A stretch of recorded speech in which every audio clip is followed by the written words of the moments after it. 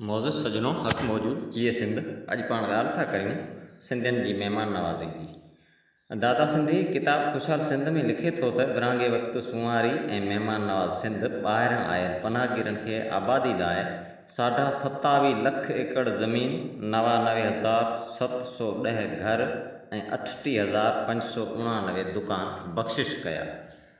उन महिमान नवाज़ी जो जेको सिलो सिंध ऐं सिंधियुनि खे पले पियो इहो कंहिंखां बि ॻुझो कोन्हे।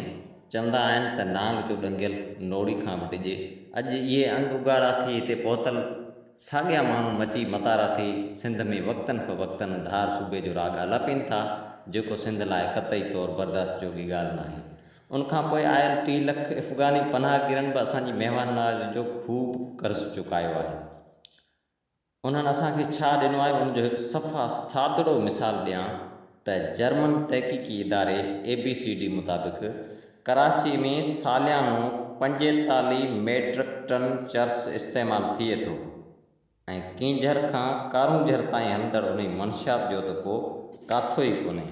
सो मौजूदा हालातनि खे नज़र में रखंदे असांखे महिमान नवाज़ी जी अहिड़ी पग लाहे पंहिंजे नंगनि ऐं दंगनि जी हिफ़ाज़त जो अलम बुलंद करण जी ज़रूरत आहे।